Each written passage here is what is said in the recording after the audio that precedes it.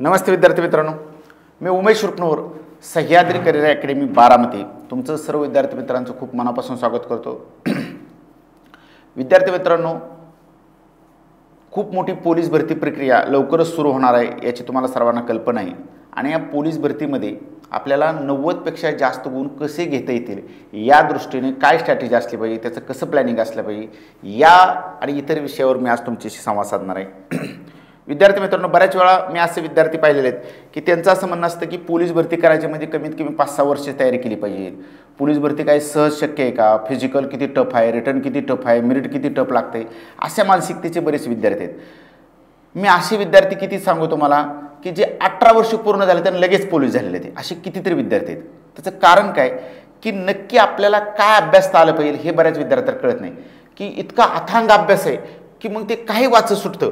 इतका त्याला असं वाटतं की इतिहास म्हणजे काय वाचायचं, सगळे सण सणावळ्या पाठ करत बसायचं, सगळा अभ्यास करत बसायचा, भूगोलाचं सगळं, पण परीक्षेला काय पडतं हे गेले 18 वर्ष 2006 पासूनची नियमितपणे पोलीस भरती प्रक्रिया मी जवळून पाहतोय।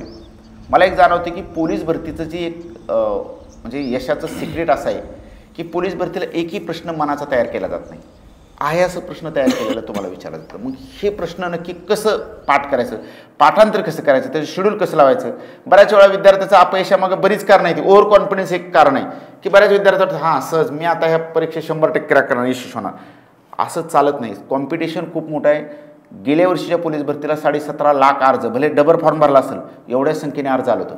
मग आपली स्ट्रॅटेजी इतरांपेक्षा नेहमी वेगळी असली पाहिजे। नुसतं सुविचार लिहायचा, विजेते इतरांपेक्षा वेगळं करतात, तर आजपर्यंत कोण सांगा नाही इतरांपेक्षा वेगळं करतात म्हणजे काय करतात हे समजून घेतलं पाहिजे, काय वेगळे पण करायचं।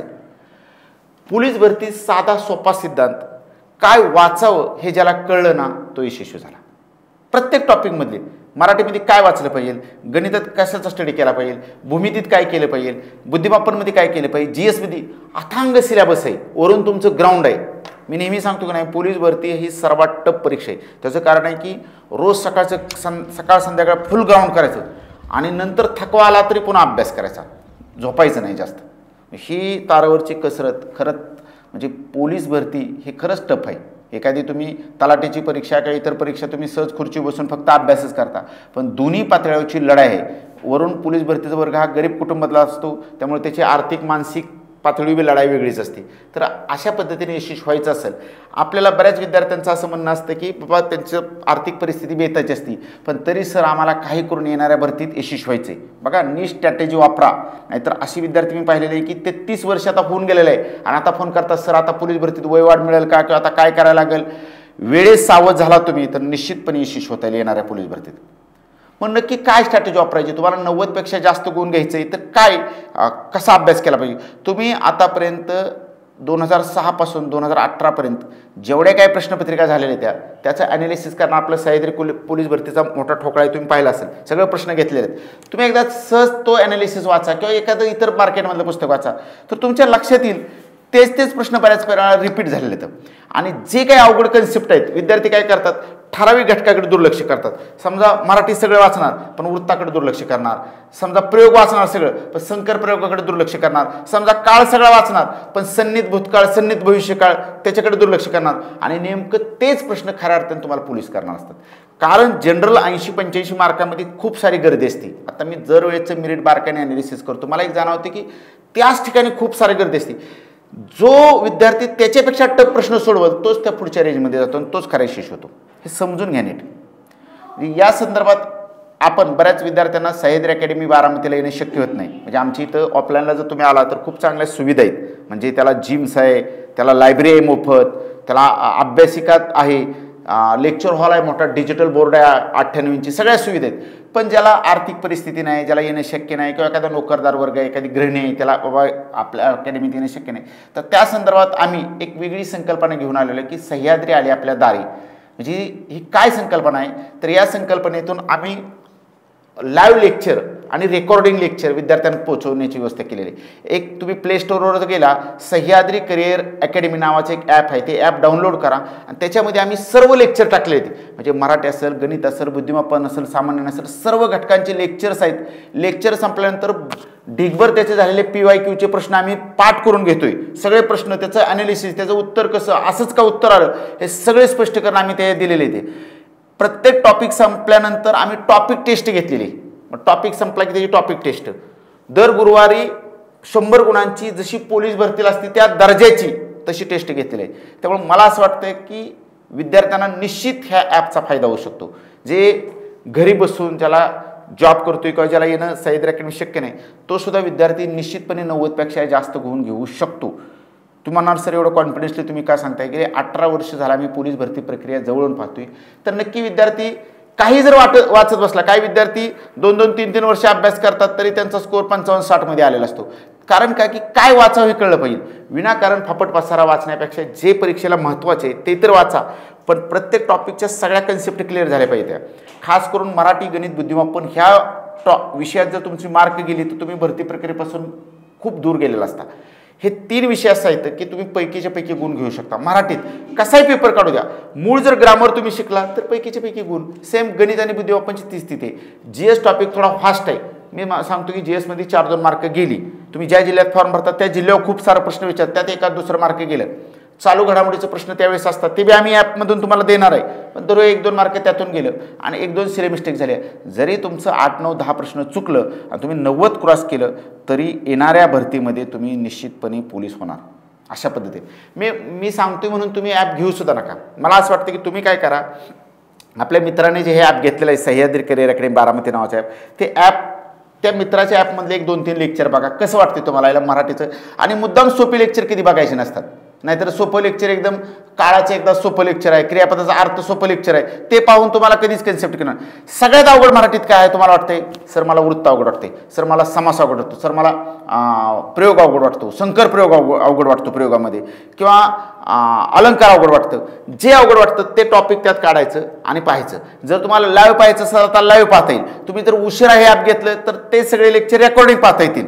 मग तुम्ही ते लेक्चर बघितलं आणि तुमच्या लक्षात आलं अरे ही संकल्पना खूप सोप्या पद्धतीने सांगितली. तुम्हाला वाटलं शेकडेवारी अवघड आहे, तुम्हाला वाटलं नफा तोटा अवघड आहे, तुम्हाला वाटलं भूमितीतली एखादी संकल्पना अवघड आहे, तर ती तेवढेच लेक्चर तुम्ही पाहिलं तर तुमच्या लक्षात येईल की व्यवस्थित स्पष्टीकरण दिलेले आहेत. निश्चितपणे मी सॅटिस्फाय होते. मला ज्या काही संकल्पना अवघड वाटत त्या क्लिअर झालेल्या त्या, आणि ह्या लेक्चरचा तुम्हाला निश्चितपणे येणाऱ्या पोलीस भरतीसाठी फायदा होईल.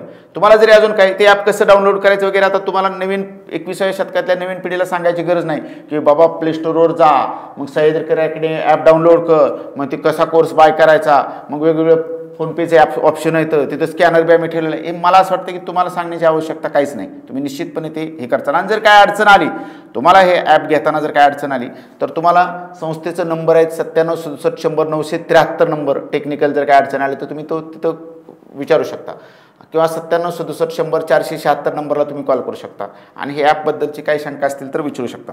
निश्चितपणे एकाच वेळेस तुम्हाला सर्व मटेरियल, तुम्हाला सगळं टॉपिक टेस्ट सगळ्या गोष्टी मिळणार आहेत. तुम्हाला ह्या सगळ्याचा येणाऱ्या पोलीस भरतीसाठी निश्चित फायदा होईल.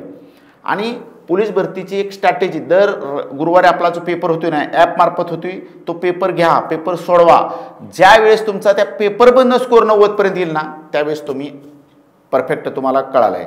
एखादं लेक्चर चांगला आहे का वाईट आहे कसं ओळखायचं, त्याला काय टेक्निक काय आहे की समजा एखादं शिक्षक खूप छान शिकवते, हे कसं ओळखणार, काय त्याचा क्रायटेरिया काय आहे की समजा समास 1 नंबर सरांनी शिकवला, शेकडेवारी 1 नंबर शिकवली, कशाच्या आधारे आम्ही विनोद केलं किंवा काय सांगितलं ओळखणार, काय त्याचा फॉर्म्युला काय वापरणार. तर मी एकच सांगेल, कुठलंही लेक्चर टॉपचं कसं झालं हे कसं ओळखायचं. तर एखादं लेक्चर ऐकायचं, समजा मी समास शिकवलं किंवा मी प्रयोग शिकवलं, प्रयोग ऐकायचं व्यवस्थित, सगळं प्रयोगाचं काही 4-5 लेक्चर असतील ती सगळी ऐकायची.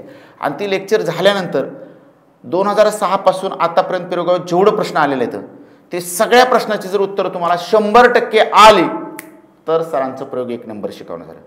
नाही तर प्रयोगात तुम्ही हसणार, हे 1च नंबर झाला, आम्हाला हे माहीत नव्हतं, हां हे बरं सांगितलं, हे छान झालं, सगळं झालं. आणि प्रत्यक्ष प्रश्न सोडायला गेलं तर 60% प्रश्न आलं, 40% येणार ते उत्तर. मग ते लेक्चर कधीच चांगलं नाही. कुणाचं असलं तर मी वैयक्तिक कुणाला नाव ठेवत नाही, कुणाचं लेक्चर कसं ओळखायचं चांगलं आहे.